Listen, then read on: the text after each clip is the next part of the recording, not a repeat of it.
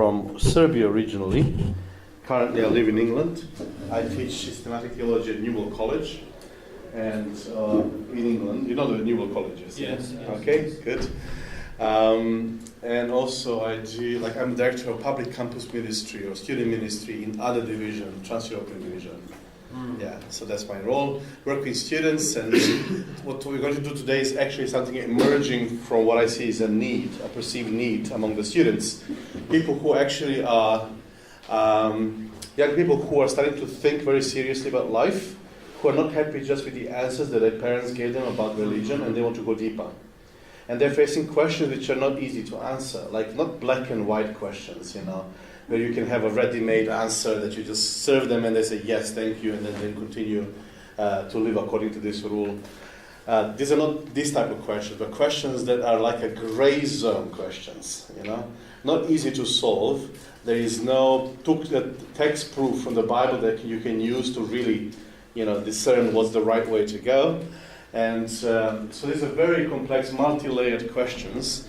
And often they feel that church is very naive. This is like a Sabbath school level thinking, that it gives very simplistic answers to their questions. Answers that are so easily refuted by anybody in serious secular academia. Okay? So that's why I perceive this need of creating some kind of a Christian mind or the framework of thinking to give them tools so they can be able to deal with different ethical dilemmas, gray zone dilemmas, by using this framework.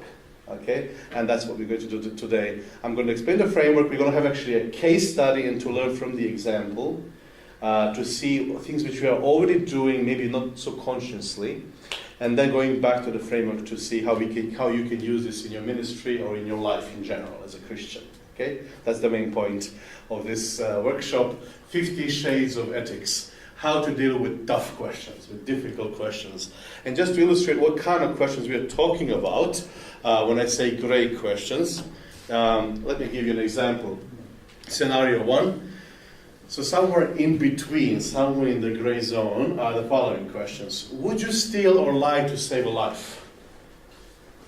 Let's say your only child is dying and you only have 15 minutes to react, and you're walking next to a shop which has the medicine, but you don't have money.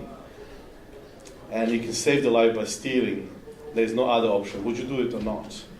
Or perhaps the second question, if you could go back in time when a mass murderer's mother carried him in her womb, would you advise abortion? See, by aborting one child, you save millions of people who will be killed, let's say. Scenario 3. Would you torture a maniac to find out in which primary school they have planted a bomb? And these are the questions which are kind of maybe remote from our current reality, but this is illustrating the type of dilemma when you have, whatever you do is wrong, but you still need to do it.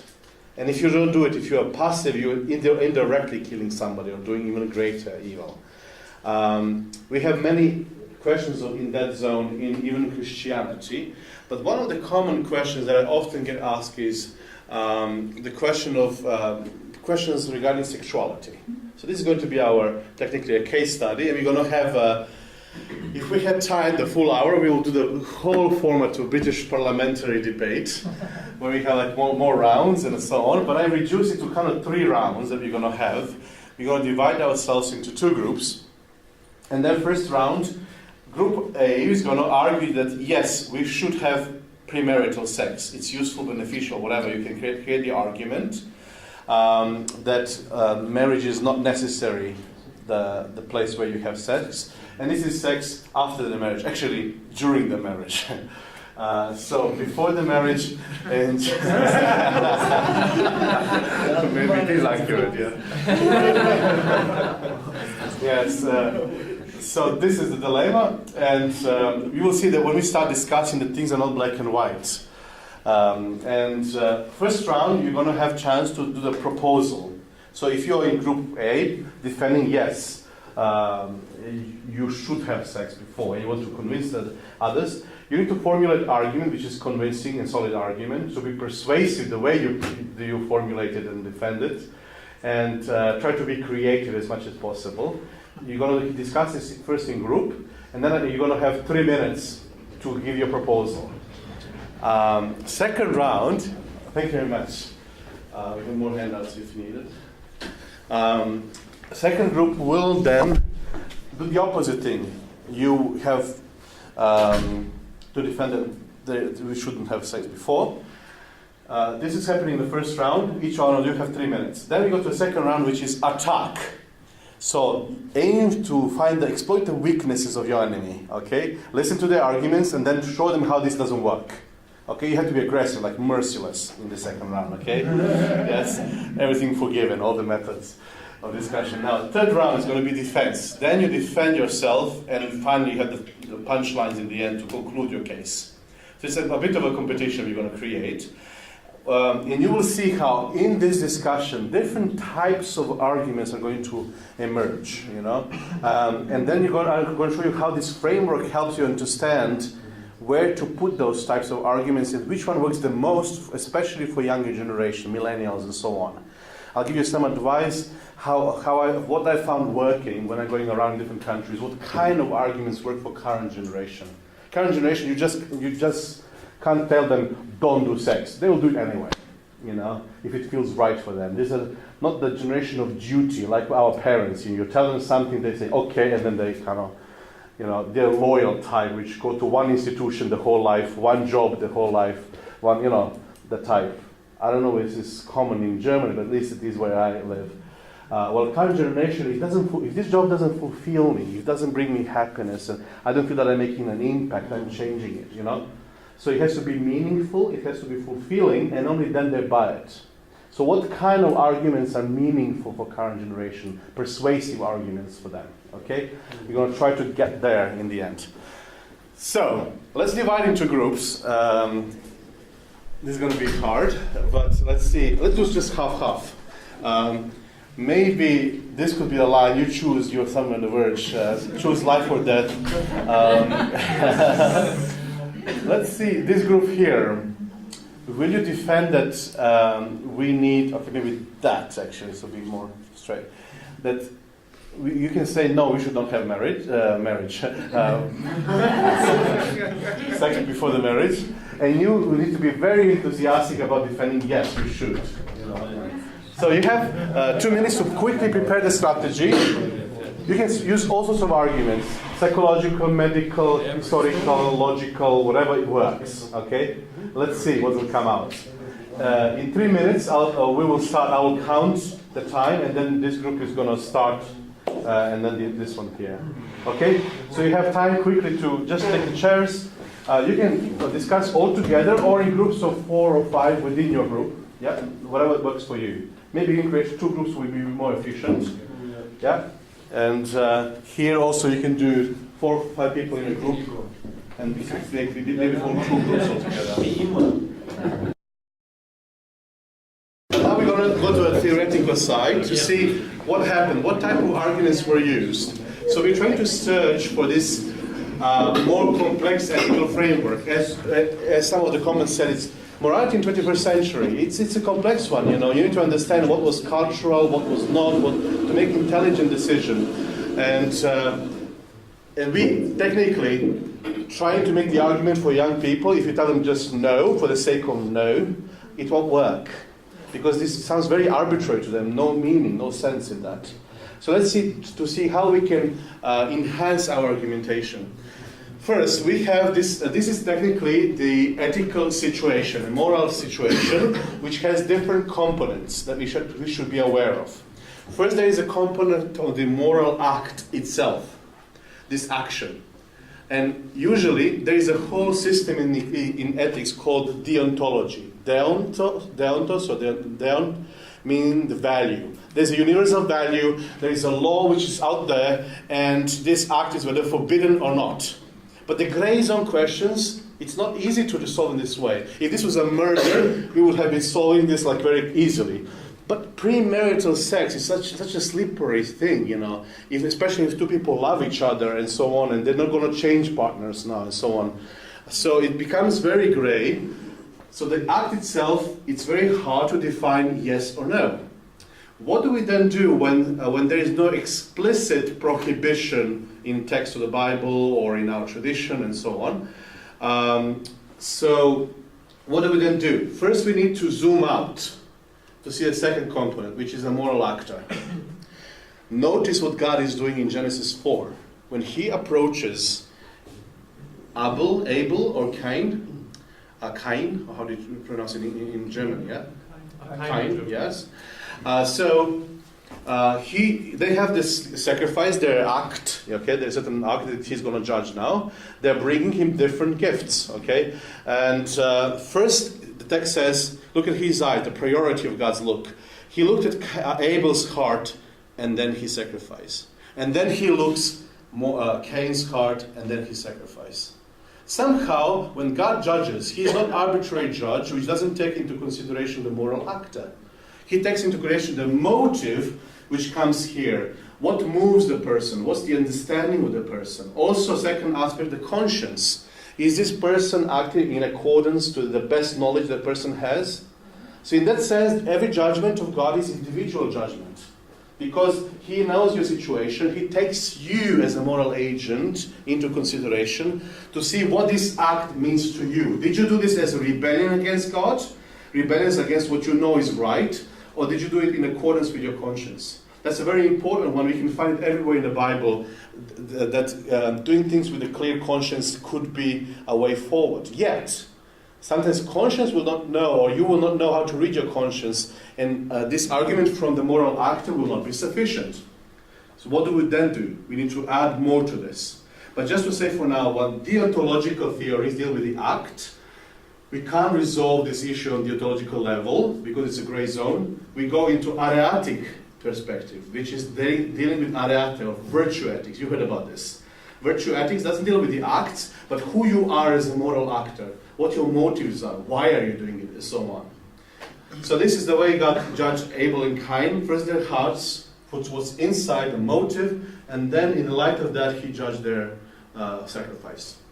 Now, on the other side, there is also the theories which are consequentialist theories, whether pragmatic theories or utilitarian theories or any sorts of consequences of the act. So if it's not clear whether the act is positive or negative, you look at the consequences. Most of the arguments, notice, went there today. There were some arguments, did we find some deontological arguments here? There was a text which was quoted, like mentioned with women and so on. So there were some kind of rules quoted there, yet the text could be interpreted this way and the other way. So then most of the arguments were there. How did you recognize consequentialist argument? Consequences. There were psychological consequences, medical consequences, maybe even financial. If people have to get married and they're not ready for it, So you can. So here we can see consequences, both for the moral actor, and there was also the consequences for the group. If everybody accepts this consequence, this kind of action, what will the consequence for the whole society, for our church, for our community, for other people involved? Maybe other people which are watching you do something, what kind of influence this will have in their life? Those are consequentialist theories, tracing the consequences of actions. God often outlines this, choose this and this leads to life, or choose this and this leads to death. So the consequences. You have the consequentialist thinking in the Bible. Now, Apostle Paul uses all three, okay, and adds additional one, which is contextual. Context of the actor, where they are, context of the act itself, and context of the results of consequences on other people. So let's give you an example. Can you remember one actually? Apostle Paul.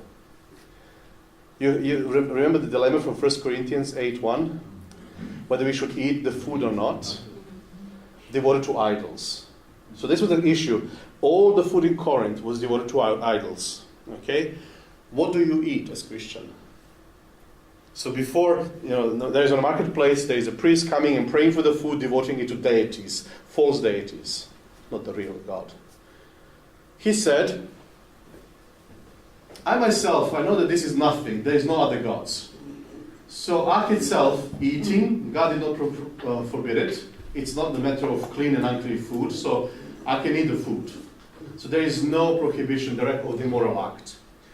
Then what he then do is he then goes to a consequentialist thinking. And he says, but for myself here, for the moral actor, it doesn't harm me. I can do it. I'm free to eat this. I feel like my conscience does not burden me. You see?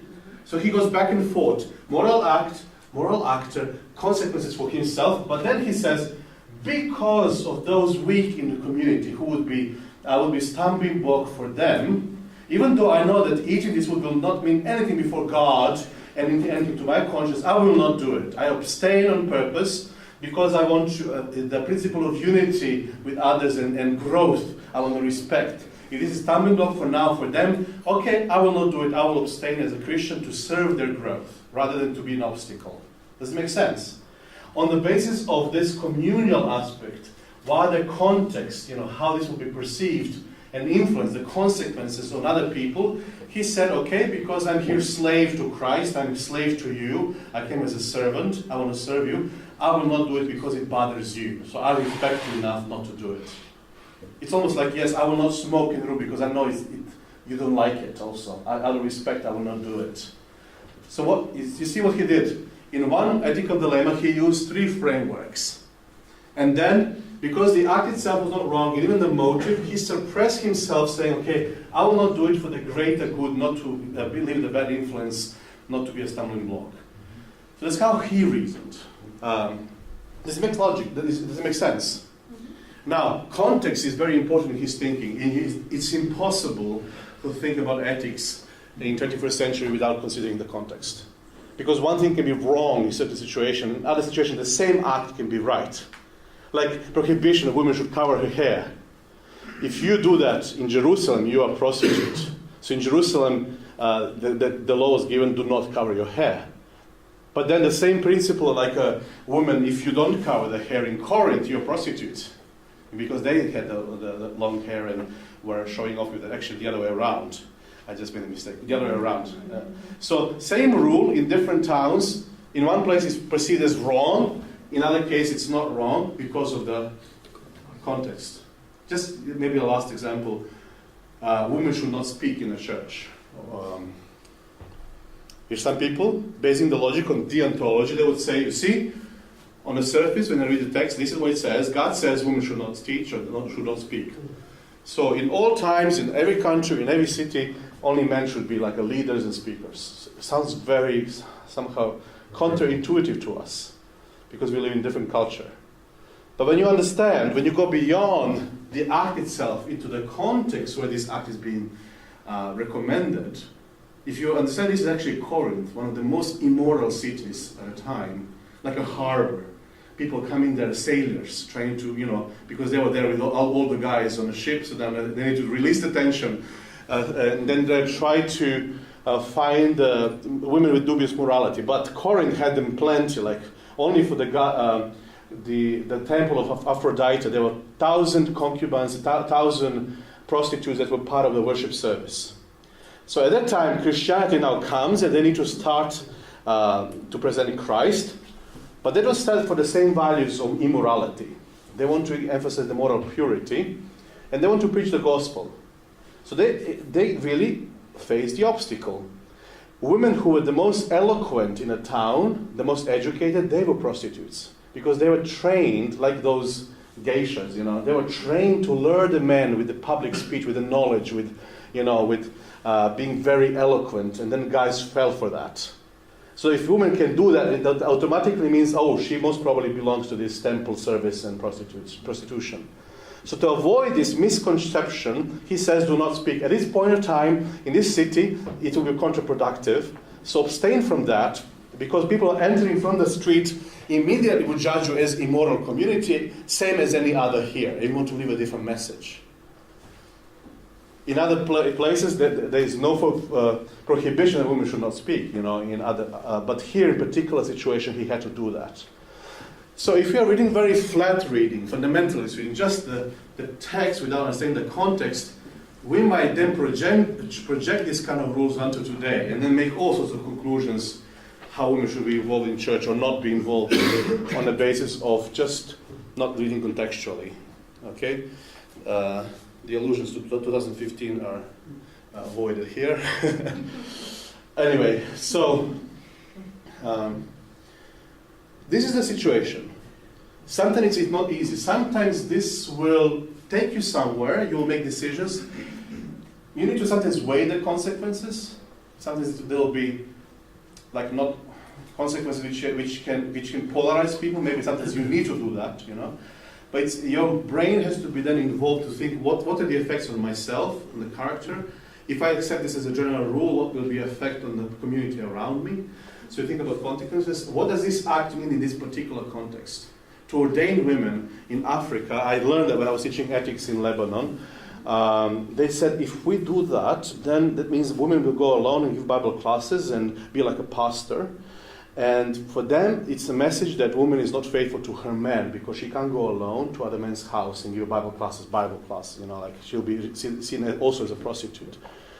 And for me, as a European, for me to be like outrageous, how can you distinguish? The Holy Spirit determines the gifts, you follow the gifts, and if He gifted some woman to be a leader, who am I to say no to her? You know, so for me, this is like, which is more like European mentality of equality and so on. For us, it doesn't mean when women go alone, it doesn't mean that she's a prostitute. No. She means a healthy, emancipated person, you know. So in their context, it means something else. So we all need to be flexible to understand that some act can be in other part of the world different. And I think this is what General Conference and the vote failed to see sometimes in terms of moral act. To understand the contexts are so different, and moral action in different environment brings different symbols and evokes different meanings. Does it make sense? Do you agree or not? Does it make sense? Okay. So these are the factors. Sometimes they are not enough. So, and this is where we come to the crux of what I want to say. Yes? I have a question. You speak about general rules and about rules which should be seen in a special context. Are there general rules and we can accept them in the 21st century without any context? Because I think the biggest challenge is how to translate the values from the Bible in our time. Excellent. Maybe here it's important. I didn't have time to go through it. Each one of these is theory, which lasts the whole hour explanation. But he touched on it, but let me say, there is a difference in contextual theories between principle and application. So there is something which is stable. There are eternal purposes or principles that stand, like love, like respect, like morality, purity, and so on. So there are principles that stand, yet the application of them will differ in different cultures. So sometimes love I can express in many different ways, in different let's say the principle of modesty. In Europe, if ladies did not have the cover here and they went to a church like the full like naked top, we would think that is highly inappropriate and for the church environment.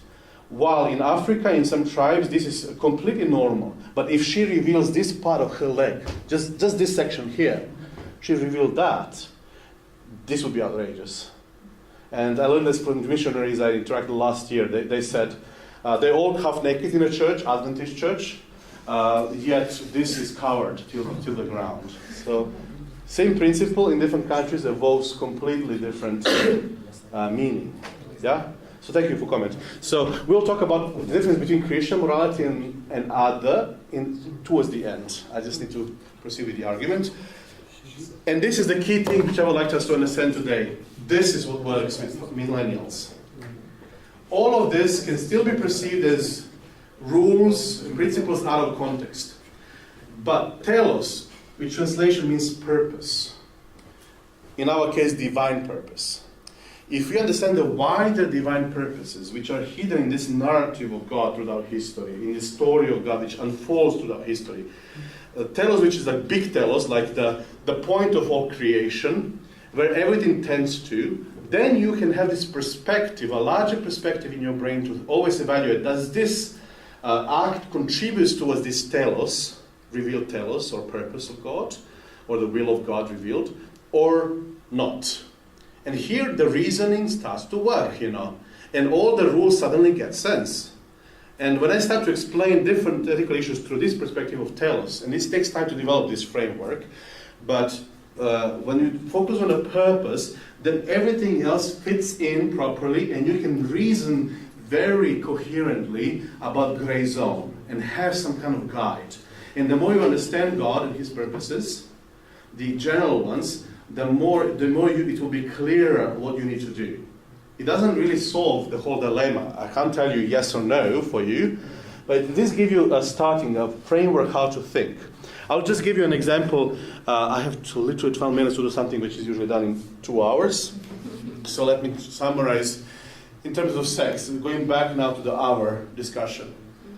When I explain this to young people, and I assume that most of you work with young people, this is like a leadership conference, so you will need to deal with their minds and so on, and with your own thinking. What I do is the following thing. I try to present the whole scenario of sexuality, talking about divine purpose for it. So whatever doesn't allow you to get the full package that God promised, which minimizes your potential for happiness and fulfillment, you don't technically do, you know. And this is what actually works for them. And I tried in different countries, and this is the most appealing type of arguments. I usually start with saying, okay, I bought this Apple phone a few years ago, and I had the issue with battery. So I called them the customer service, Apple service, and they said, okay, battery doesn't last as you promised for so many hours, it lasts maybe 2 or whatever. And they said, okay, we'll send you a new one. So they sent me a new one, but they sent the same problem recurred. So I said, okay, we have really flawed product, you know. And then it says, no, did you follow the manual how to use it? Because manufacturer also writes the manual. So how to maximize the battery life in your phone. Do you sometimes use all the programs simultaneously, like many different open apps? I said, yes, I do that. Turn them off, use one at a time. I did that. Okay, and then he says, is your light in the screen very high? Yes, it is. Do it 50% or so. And so they gave me the set of rules and guiding principles, not to limit me, but more to maximize the battery life. And when I applied those principles from the manufacturer, I found it's much more a valuable product. So who is the best person to ask about sex? Who created it? Somebody already said, you know. It's divine gift. So it's in His interest for us to experience the fullness of what He can get us. Now, what we have with our perceptions and what we do currently in the world, we minimize this package and we don't use the full package. It's like almost half-open gift. And He also said the principles that if we can follow them, we can have the maximum sexual pleasure and experience ever. Okay? So, when you put it that way, then they listen, okay, so how? Everybody wants to have this kind of experience. Then I talk about 6 principles that I found in Genesis 1. If you had more time, I'll go to the Bible, the entire thing, but 6 principles. These are like a divine sex manual, 6 rules that helps you maximize the pleasure of sexuality. First, sex is good, very good. When God created everything, He turned around, He said everything is good. Sex was part of that creation. Following simple syllogism, you conclude that sex is not something to be a taboo topic in a church. We should not blush in a church when talking about it. It's actually something that's part of God's creation. Not only here for procreation, as 19th century church argues, so just to have kids, so you are born in sin because sex is sin and do it behind God's back. You always hide it from God because it's evil and you're born in that sin. No, sexuality is not tied to sin in any way. It's pure and necessary and desired act in the eyes of God. So sex is good not only for procreation, but recreation also, for the enjoyment. So God wants you to enjoy. God wants you to have the fulfillment in sex. But what to do to get it? What is, first of all, this gift? In Genesis, I find this definition, sex in 3, the best experience. Somebody is smiling too wide. Sex in 3, the best experience. This is the biblical principle. The closer you get to God, the closer you get to each other. We are created according to His image and His community, God Himself. So He created man and woman according to His own image. So the more we know who God is, the more we allow Him to lead us in life, even to lead us to find the right partner, compatible partner, the more we surrender our life to Him to do that, and He's part of our daily life, the more we will know how to love another person. And the more we love another person, in this relationship, something has to happen. You experience God. So sexuality is directly linked to understanding who God is. No wonder why the devil wants to attack it so much today, to banalize it, trivialize it.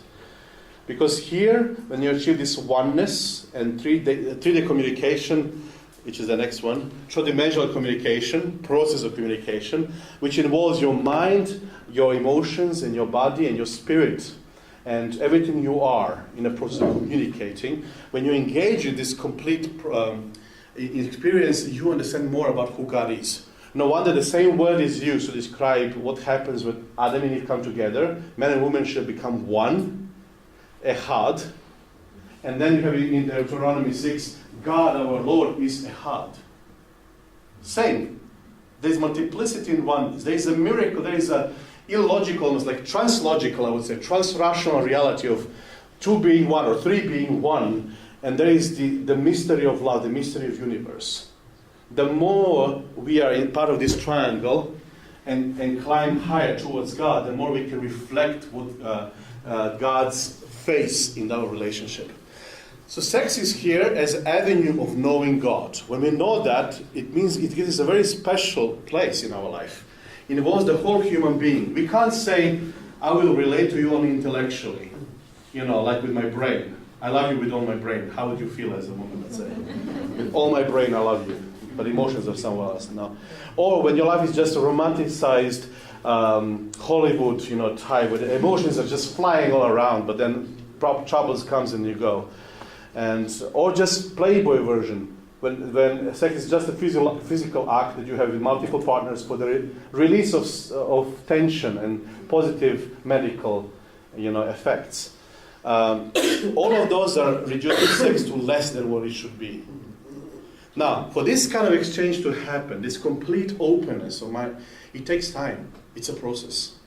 So if you rush with it, the moment, let's say you're a teenager, you have sex desire, you're far from emotionally and psychologically and spiritually ready to really, you don't even know who you are and you think you're ready for sex. Yeah, you can have sex, part of it. Your battery life and experience will be very minimum, 20%. Okay? You can have it, but not the full experience. In order to have the fullness, you really need to open up. And to open up, you need to first experience a good divorce. That's an very simple. Before a good marriage comes a divorce. That's the biblical teaching. Okay? If you want to be, marriage can only be successful if you had a prior divorce. Do you agree with this? That's the same word used when it says man shall leave mom and dad. He should divorce them. So you can't bring your mom in your marriage saying, okay, my mom cooked much better this soup than you, Or living in reaction to your absent father and then projecting all the problems that you have in your childhood onto your husband or wife. So you did not divorce. You did not really form into a healthy person. It takes time. Even if you fail in previous relationship. In my case, I thought I was a perfectionist. I said, the first woman I will marry will be, I see, or I get to know that. Not that I see, it sounds very desperate. The first woman that I found, in prayer, I will marry. And I found the person, I was so careful that it's the right one. It took me 2 years to kiss her. It was like unthinkable, very careful, over tentative, studying theology, didn't want to make any mistake. I was freaked out not to make a mistake in this regard. And it didn't work out. It didn't work out, actually. And so we broke, and then I felt there were some aspects that were missing. So I found quickly another person. Before I allowed time to heal, I went to another relationship because there's a big void which happens after breakup. So I brought in my mind the other person, and I lived in reaction, finding somebody contrasting. And this happened yet again with the third one. Then I'm realizing, man, I'm not divorcing. I'm not allowing God to heal my heart and brokenness, but I use another person to fill this void. And then I said, okay, I'm going to stop. I'm going to work on my relation with God and my mission to know who I am, to heal. And only then, when I'm ready to fully commit, I enter the relationship. And this is the next part. Quickly, perfect timing. There is one word in Genesis 2:25, which is dabat. Two, when they divorce, two shall then glue. And the word, it means covenantal bond, which is unbreakable, unrevocable. Once you do it, it's once for all. I'll be here in good and in evil. This is the ability to commit permanently till the end of life, and also publicly. That's the back. Why is this important? Because if you don't have the confidence, then once you reveal everything that you are to that person, once you're fully transparent without masks, the person will not run away when they see your brokenness, and everybody has it, brokenness and your weaknesses and your downside. The person will not run away, but the person will stay. It will be here. Then you can fully open up. And sex can become more than performance, which is just physical performance, just to impress, learn techniques and stuff. It can really become a true exchange of the entire person, three-dimensional process involving the entire person. And finally, we come to the last aspect, which is shameless sex, is God's ideal. And two of them were naked and were not ashamed. No masks, no pretense. They were fully present among each other. And in this relationship, they experienced the mystery of heaven. Yes, you can try to have sex earlier. You will have possibly pleasure, maybe physical. But you are not fully open to the person until you have the back with the person. Because there is always this reticence. If I know this is not going to last, I never fully reveal myself. There's always the aspect which you keep aside, not sharing. Okay? Only when there is confidence of the back or covenant, then in this context you can really experience the shameless sex as ideal. Now let me just give you an example. Another thing which I saw working with young people is once you present a coherent theory, emphasizing the benefits of waiting and following this manual to maximize the potential, this is the theory of coherence. What is coherent is most possibly true. So they'll buy the story, but they will ask the question, so how does this translate in life? Then I go into the correspondence theory. How does this correspond to life? This is the second stage, and this is usually more convincing for our generation than the first spot. And here I'll just, it's 12, do you have 4 minutes? Yes. 15? Yes. Oh, I did not know that.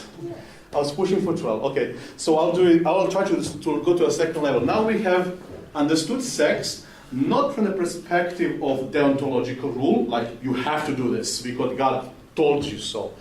And then you suppress everything you desire. No. The telos of sex is actually for you to fully enjoy. You want to have a full battery life, to use the analogy of iPhone, follow the manufacturer's rules. So follow those principles in order to fully experience God in this relationship and learn what it means to love and be loved in return. This is a hard lesson which many people don't learn even in their marriage when they have sex. They never meet divine in this act. Because they never fully open up. They're never fully committed, but that lacks the maturity of a person which is divorced from other factors. This is not an exclusive relationship. And has many different factors. And if we had time, I will go through how to remove those factors to get the full pleasure. But for now, this is a theory which explains the whole framework that we talked about from the perspective of telos and the point of it, the meaning of it, why God says, okay, two shall be one, yet before that comes divorce, before that comes the buck, or gluing process. To go for the second level, correspondence theory, how does this work in reality? Why is this important for us? I'll use the example of my grandma. It's very weird to use this an example in the context of sex, but the fact that I exist means that she did go through this. So my grandma is originally from Croatia with the influence of Italian influence. Her family was a noble family in Italy, having many properties, having a large family, 6 daughters. My grandma's mom lived as a part of this family, Tatarski. And then what happened is, when she became Adventist, they rejected her. And then she lived technically with a guy who was building ships in this harbor in Croatia. And they were young and in love. And they shared the same beliefs. They got 3 daughters, and then the guy died. Father died when a spider bit his neck, and 3 days later he died. So here's a mother in the middle of the war, not being able to feed her children, not having any, a career at the time. So how do you survive? She had to remarry. But unfortunately, she took a guy who did not treat them well. He was also cheating, but she had to stick to him just to secure the existence. So this was not really a happy childhood. And then what happens is mother becomes pregnant again. But because she was Adventist sectarian, Then Catholic nuns in a hospital did not want to give her right treatment. So they put her there where there is a rain falling through the roof. And when she was giving birth to the baby, they left her alone to do it. Nobody wanted to help her. She was asking and begging for help. Come and help me. And other women in the hall, they were amazed. How can you be so brutal towards the woman and so on?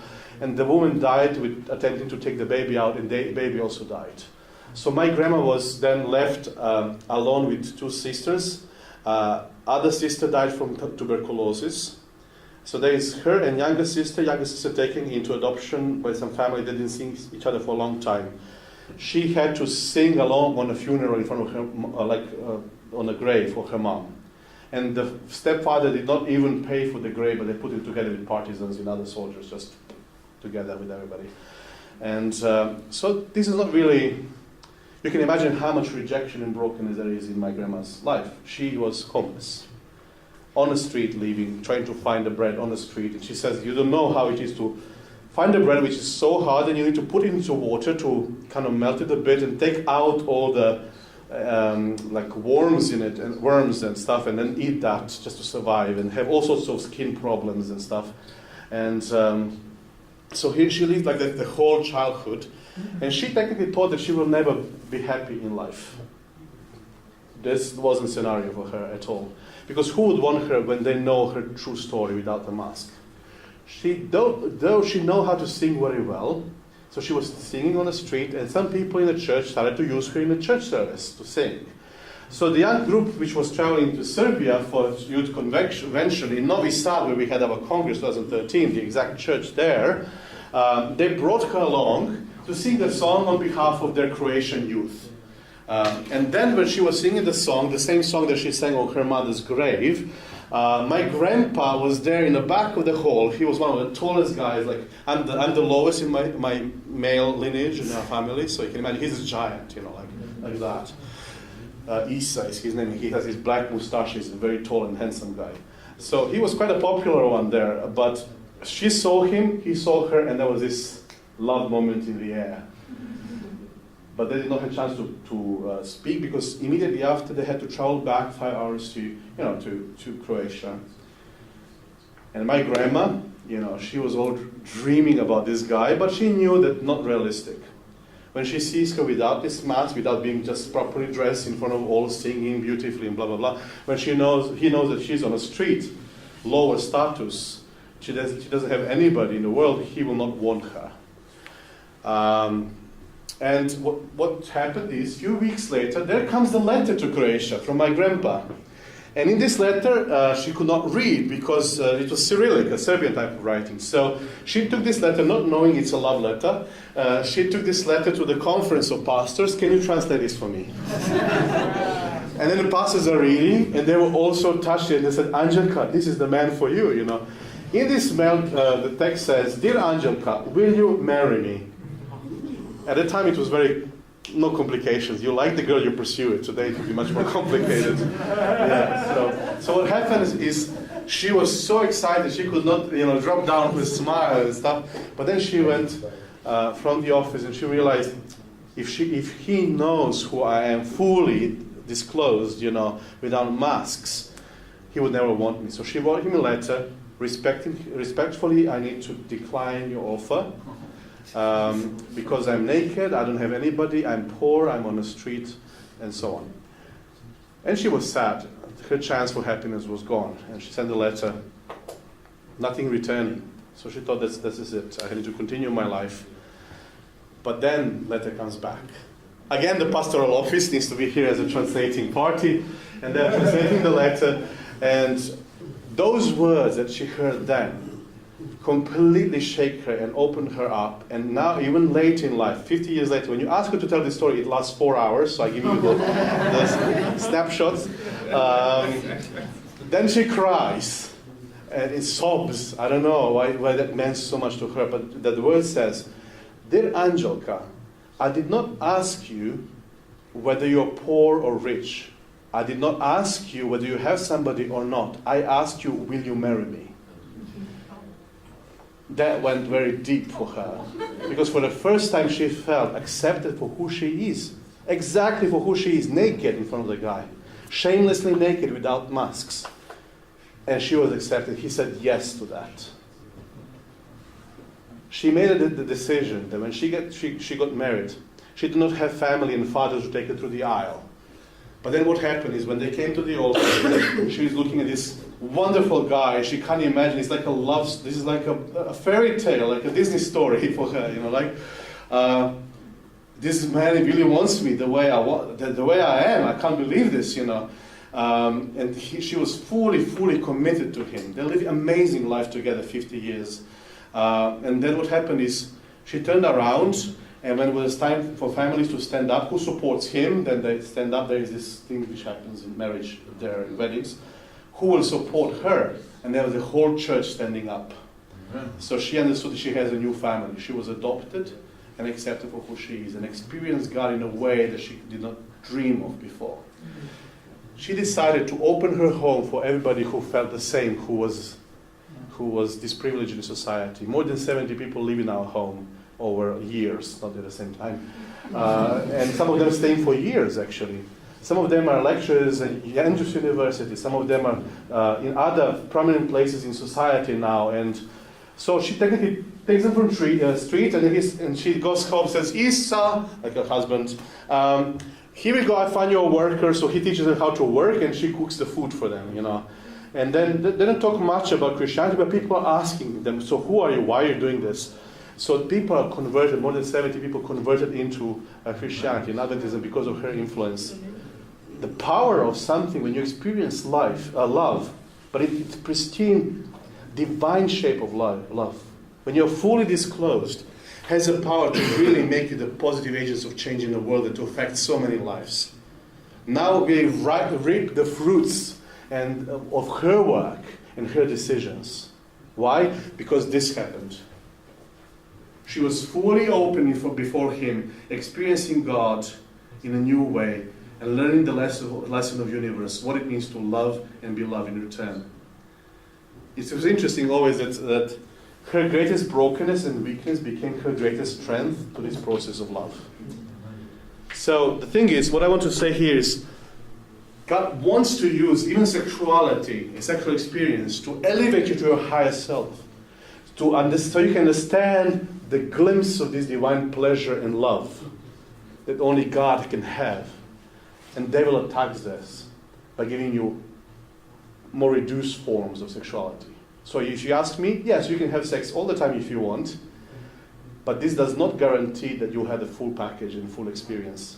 If you want to experience the glimpse of divine, if you want to really fully commit in this relationship, fully open, mind, soul, heart, if you want to really be exclusive in relationship and confident about this love and fully accept it, then it makes sense to follow the manual written by the manufacturer of sex. Does it make sense? Amen. Yeah. So when you add the experience and show this is not just some fabricated story, but it changed lives and it has a proof. Often in apologetics, this is much more valuable thing than just proving rationally. The same thing I shared yesterday with other workshops that I have. When people experience the miracles and something like that, the effects of Christianity, then they come to you and ask you, so how do you explain it? So same thing here with this framework. What we examined is that telos has the power. The more you are familiar with telos, the more you are able to deduce the principles that you can use in different contexts, meaningfully, not arbitrarily. When you understand telos, you can then measure the consequences to see, are those consequences contributing towards fulfillment of God's purpose for telos?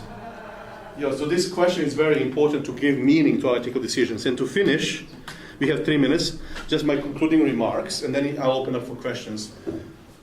Those purposes are deeply embedded in the fabrics of the ongoing divine story of the universal cosmic restoration, theodrama. There is 24 hours on that. I'm publishing on YouTube soon, so you can watch what theodrama is and how to derive the purpose of telos from this theodrama. This God-centered narrative then provides the general moral framework that can inform our moral decisions and actions. So God's telos, this is the ultimate reference point. to see what's the end goal that we want to reach. And then measure different stages, different actions, different persons in relation to this goal, whether they contribute directly or they obstruct the way towards that goal. That's my main message today. And there are certain texts that support this. Proverbs 9:10. The fear of Yahweh is the beginning of wisdom. For them, wisdom and understanding is actually this moral discernment. And knowledge of the Holy One is understanding. So if you want to understand how to act, to have this moral discernment, understand God and His purposes first. And this is the text which summarizes it even better. Romans 12:2. Do not be conformed to this world. Interesting world. These are schemes and models of this world. Do not schematize, do not conform and adjust here, because they're a weaker model of what it means to do sex. You can do it in different contexts for different purposes and not experience the fullness. But be transformed, metamorphosis there. Transformed, different way of thinking. Be transformed by the renewal of your mind, that by testing you may discern what is the will of God. Telema, the will of God, which is the basis for understanding the telos of God. What is good and acceptable and perfect, teleion, or telos. So the text says, you have to have a different way of thinking. To develop a different mind as Christians. This mind has one referent point, divine telos. Where you find this divine purpose? In divine will. He revealed it through this ongoing narrative of the Bible. So the way to deal with great questions is to understand what are the larger purposes, why we do certain things, to what end. And in light of that, your approach will be different than the approach of the world around you. So the goal of ours is to gain an advanced understanding of divine purposes that shape the direction of the overarching cosmic story of redemption. Let us be the community that is always in motion, on a journey towards a fuller truth, constantly progressing in its knowledge of God. Or like Proverbs would say, let our path be, or moral path be, like the light of the dawn that shines brighter and brighter until the full day. The more we understand this telos of God, the larger picture, the context of our thinking, we are going to experience more light in a gray zone. That's it. So, any questions? Now be critical of this. This is a framework that I promised. And now you're going to receive the handouts. This handout summarizes the workshop, gives you this picture. And then here you have steps. Moral act, moral actor, context, consequences, and telos, and instructions how to use this when you have to decide for yourself. You can use the same template for any other topic. You will see that somehow it works with millennials when they understand the wider purpose. They're willing to sacrifice when they get understanding that, oh, I want a whole package, I want it all. I want to experience what it means to love, and I want this experience. Experience is a key term for them. I want this kind of experience. They will listen, and I had experience with that also. So here you get the template that you can use for different topics, how to deal with gray zone questions. Any questions? You can feel free to attack it or to destroy, demolish it. I'll be happy to hear. In terms of arguing your question regarding the general morality in the world, to explain this to non-Adventists, I attempted a few times in Novi Sad, in different countries, use different terminology, ancient wisdom being Bible, and the ultimate being God, so they can, and for them they said, come again, it sounds very interesting, we want to experience this, there is something in it, You can present it in an appealing way to non-Adventists too and non-Christians. When you want to do this, a worldview proof, to validate your worldview, I suggest you follow 5 principles. 1, principle of coherence.